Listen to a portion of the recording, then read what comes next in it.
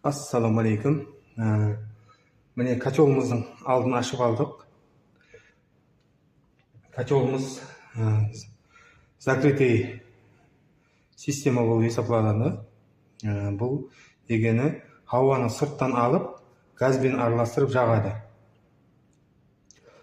Бұл закрытый системаны адамдар жасайтын жерге, отыратын жерлерге қоюға болады дегені. Себебі котел ауаны сырттан алғаннан кейін жарылу, басқа угар, сыртқа шығару деген затлары болмайды. Бәрін далаға жайдың сыртына шығарып жібереді.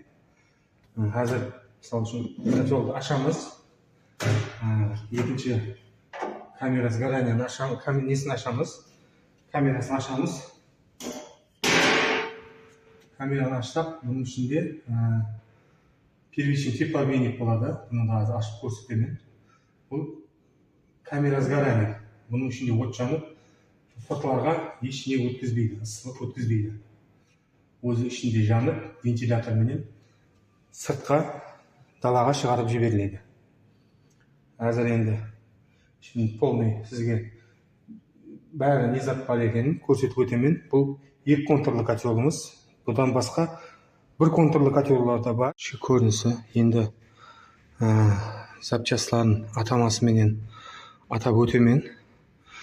Себебі көп ұсталар және де клиентлердің өздері де атамаларын жақсы білмейді.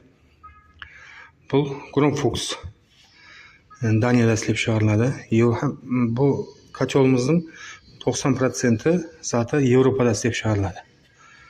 Қалғаны АРФ компаниясының өзінде істеп шығарылады. Корпусы, гидроблоклар, трубкілер, мыс трубкілер, проводлар өздерінде істеп шығарылады.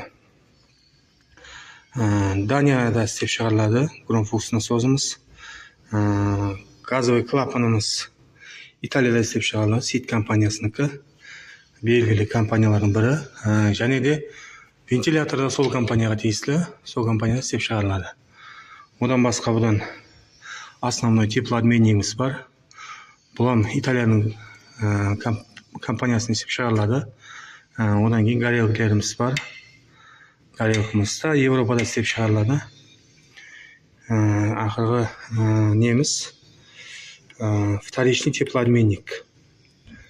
Вторичный теплообменник. Одан кейін басқа датчиклеріміз бар. ГВС датчик делінеді, атамасы. Проток датчик делінеді, орысша атамаларын айтып өтемін. Бұл электронный давление датчик, манометр датчик делінеді. Бұл перегрев датчик делінеді.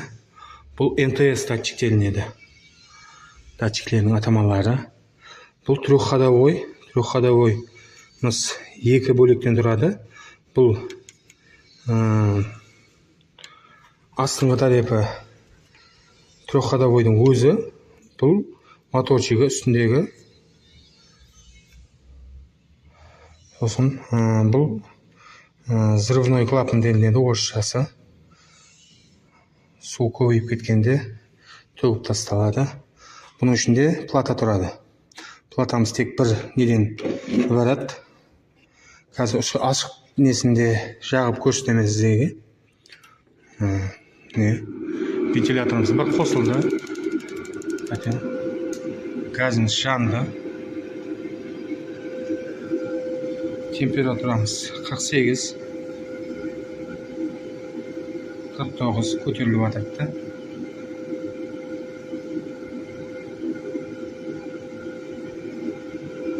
Бұл жерде көріп тұрғаныңыздай, мына сымды көріп тұрған болсаңыз, бұл электрод розжиг және де газдың несін көрсетеді. Мына градусын қатты қойсақ, газымыз полный, газден немістей жанды. Мысалы 60-ға қояйық, 60-ға градусты 59-ға қойдық. Газ бәрін қатты жанып тұрады, газдың барынша жанады. 57, 58, 59, 60-ға не қылды. Электротровжигіміз платаға газдың биіктілігін есаплап айтады. 62. Енді газдың модуляция болып, газды қайтарып атырыпты. Газды қайтарып, уже 62, 61, 5-ке шейін барып, котеліміз өшеді градус. Енді бұл жерде суымыз аз, сол себебінен тез өшіп қалып атырыпты. Мысалы, су пайдаланғанымызда, мысалы, суды аштық, газымыз қосылды, қатты жанды, суымызды қыздыру үшін қатты жанды. Енді модуляция қосылып атырыпты. Модуляция менен газды азайтады. Газымыз азайып атырыпты. 42 градус.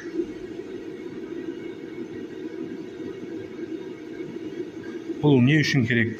Суға көп ахметлі керек, себебі аз газде істеп градусымызды қойған градусымыздан өтіп кетсе, котел өшіп қалады. Өшіп қайттан жанған уақытта кемінде 1 литр, 2 литр өтіп кетіп, мұздай су болып кетеді. Оны енді пайдаланып жүрген адамдар біледі, себебі суды жауып қайттан ашқан уақытта азғантай мұғдарда мұздай су келеді, кейін ізін ысып кетеді. Котеліміз жанып тұқты, міне. Бұл жану несі. Көп адамдар сұрайды, газ қалай жанады, газ ішінде не қылады, не қыздырады деп. Сол клиентлерімізге түсінік бұл бір.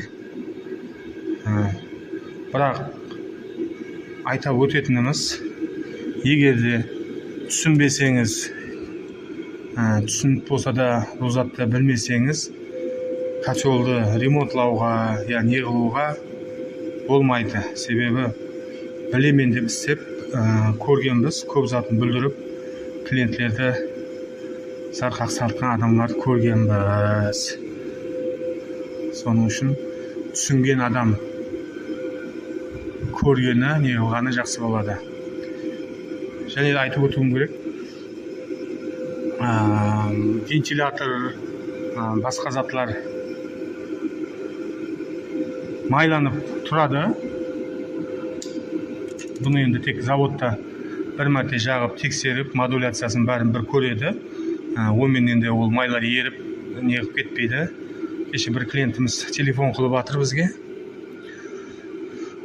Котелді қосып атпан, котелді өзі құрған, ұстағайсыз, котелді қосып атпан, котелдан бір иіс шығып атыр дейді. Қандай иіс десем, бір күйген майдың иісі шығып атыр дейді.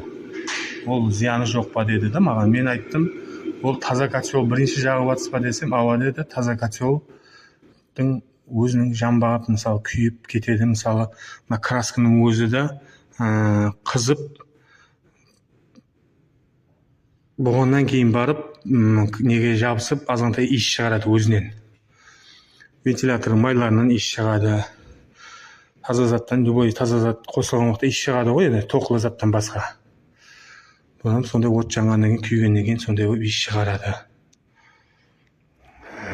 Видеомыз сізге жаққан болса, түсінікті болған болса, комментарий жазың.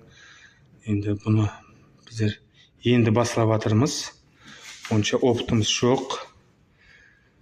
Түсінік бергендеріміз дұрыс болған болса, комментарийлерді жазып, лайк басып кетерсіз.